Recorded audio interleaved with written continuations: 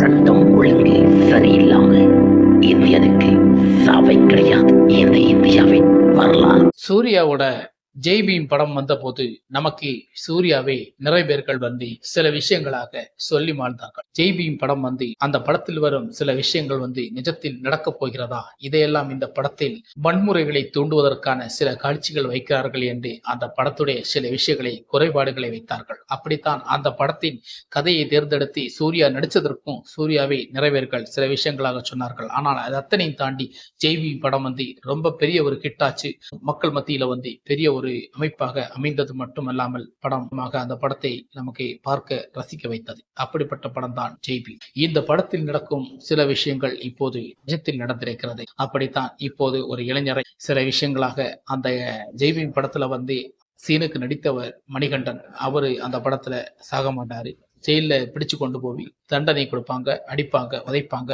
அந்த இதுல இருந்து வெளியே வரணும். தப்பு செய்யாத ஒருத்தன் தண்டனை அனுபவிக்கிற மாதிரி ஒரு சீன்.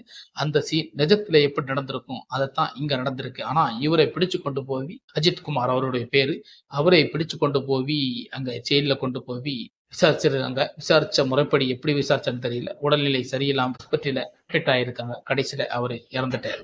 இப்பேற்பட்ட ஒரு விஷயம் உண்மையிலே இவ நம்ம நாட்டுல நடந்திருக்கிறது. அன்னைக்கு ஜெய் பீம் படத்தை நமக்கு கழுவி ஊத்தணும், ஏதாவது சொன்னோம், இப்படி எல்லாம் நடக்குமா, அப்படி எல்லாம் நடக்குமா, வன்முறை அதிகமா தூண்டுட்டது என்று நம்ம நிறைய விஷயங்களை சொல்லணும். ஆனா ஜெய் பீம் படம் வந்து மக்கள் மனசுல வந்து பெரிய ஒரு விதையை ஏற்படுத்திய ஒரு படம். அந்த படத்தை போல இப்போ ஒரு சம்பவம் நடந்திருக்கு. ஆனா ஜெய் பீம் படத்துல காட்டின அந்த அவரு வந்து உயிரோட இருந்து நமக்கு அந்த கோர்ட்ல ஆதாரத்தோட அந்த விஷயங்கள் செயல்பாடு வெற்றி பெற்றது.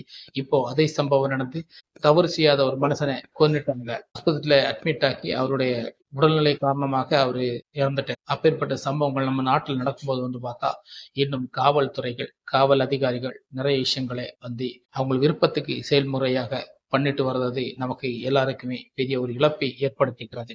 இந்த மாதிரி விஷயங்களை வந்து நமக்கு அதிகமாக விசாரிக்காம ஒரு நிரபராதியை சில நேரம் நமக்கு கொன்னுடுறோம்.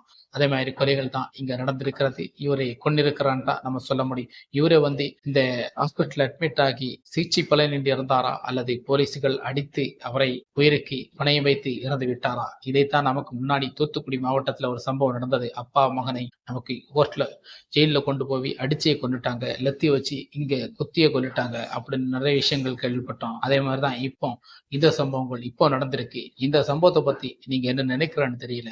ஆனா நிச்சயம் நாட்டுல சில நேரங்கள்ல வந்து முக்கியமாக இந்த அநீதிகள் நடப்பதும், போலீஸ் காவல் நிலையங்கள் அதை கையில் எடுப்பதும், எப்படித்தான் உலகம் மாறிக்கொண்டிருந்தாலும் காவல் நிலையத்தில் அதிகாரிகளும் அவர்களை கையில் எடுக்கும் பொறுப்புகளை மாற்றவே மாட்டாங்கிற நல்லபடியான ஒரு இதுகளை செயல்படுத்த தவறி விடுகிறார்கள் என்பது மீண்டும் மீண்டும் நம் ஜனநாயக நாட்டில் நிரூபித்துக் கொண்டுதான் இருக்கிறது.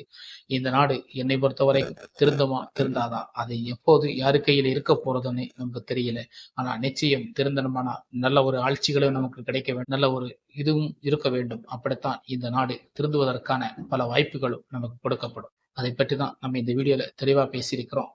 அன்னைக்கு நமக்கு ஜெய் பீம் படத்தை வந்து நிறைய விஷயங்களாக சொல்லியிருக்கோம். ஆனா அந்த ஜெய் பீம் படத்துல வர சில விஷயங்கள் உண்மையாக நடக்கும்போது வந்து வேதனை அளிக்கிறது என்பதுதான் உண்மை. மீண்டும் இந்த மாதிரி வீடியோகளை உங்களுக்கு சொல்ற வரைக்கும் இந்த வீடியோ உங்களுக்கு பிடிச்சிருந்தா மறக்காம நம்ம சேனல் சப்ஸ்கிரைப், லைக் பண்ணுங்க, ஷேர் பண்ணுங்க. ஓகே ஃப்ரெண்ட்ஸ், வணக்கம். சட்டம் ஒழுங்கு சரியில்லாம இந்தியனுக்கு சாவை கிடையாது. இந்த இந்தியாவின் வரலாறு.